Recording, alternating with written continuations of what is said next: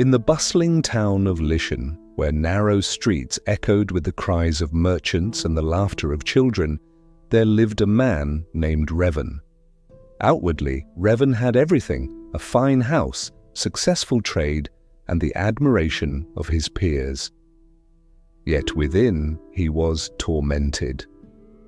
What tormented him was not hunger, nor poverty, nor even loneliness. It was the fear of himself. Revan avoided silence. He avoided stillness. For in those quiet moments, he felt something rise, a shadow inside, whispering of past mistakes, secret envies, unspoken anger.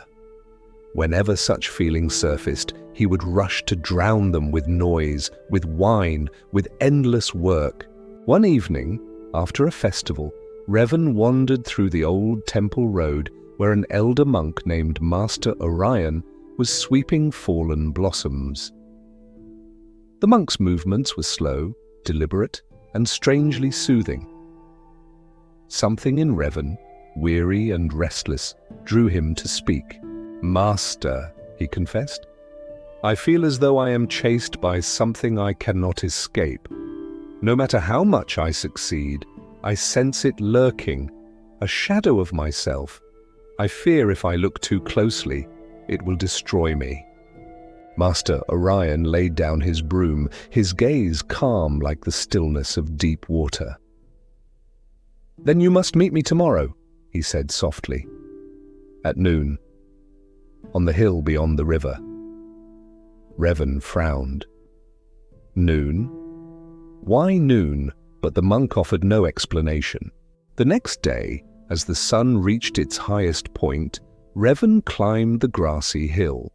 The heat was fierce, the air heavy, and Master Orion was already waiting, seated beneath no tree, no shelter, just the wide, burning sky. "Stand here," Orion instructed, pointing to the open ground. Revan obeyed. The monk asked him, "Where is your shadow?" Revan looked down and froze. There was none. The sun above was directly overhead, and his shadow had vanished beneath his feet. "Strange, isn't it?" Orion murmured. "When the sun is high, the shadow disappears. Yet when the sun moves, it returns, stretching longer and longer. Tell me, Revan, is your shadow gone or only hidden?" Revan blinked, unsettled. "It is there, I suppose, but unseen." Orion nodded. "And so it is with the darkness in your heart. You fear your shadow, you run from it, you drown it in noise. But you cannot erase it, only hide it. And the more you avoid it, the longer it grows when life tilts toward evening."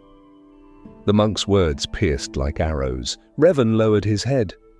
"Then what am I to do? If I cannot escape my shadow, must I live forever haunted?" Orion's eyes lifted to the blazing sun. "No, you must do as the sun does at noon. You must shine so fully, so honestly that the shadow withdraws beneath your feet, not by denial, not by fear, but by facing it and standing in your own light." He reached into the dust and drew 2 circles, one dark, one bright. "The shadow is not your enemy, Revan. It is proof that you carry light. Without the sun, there would be no shadow.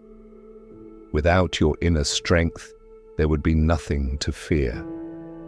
To face the shadow is to embrace the light that casts it." Revan stood silently, trembling. He realized then that all his life he had mistaken his shadow for a curse, when in truth it was a teacher. It was calling him not to run, but to return, to confront, to heal, to grow brighter. At that moment, as if the world itself conspired with the teaching, a cloud drifted across the sky. The sun dimmed, and Revan's shadow stretched suddenly before him, long and dark. His chest tightened, yet instead of turning away, he stared directly at it. For the first time, he did not run. And strangely, instead of fear, he felt something like relief. Master Orion smiled. "Yes, look at it, walk with it." And remember, when you stand tall in truth, even the longest shadow cannot harm you. It can only remind you where the light is. Revan bowed deeply, tears stinging his eyes. From that day, he did not run from silence. He sat with his shadow. He listened to it. And slowly, the restless fear that had chased him all his life dissolved, replaced by a quiet strength. And so, dear listener, here is the question for you. What is the shadow you keep running from? A past mistake, a hidden guilt, an anger you never admit? Remember, the shadow is not there to destroy you. It exists because there is light within you. When you face it, when you accept it, the very thing you fear becomes the proof of your strength. The lesson is simple. Stop running from your shadow. Turn, face it, and in doing so, discover the light that makes you whole.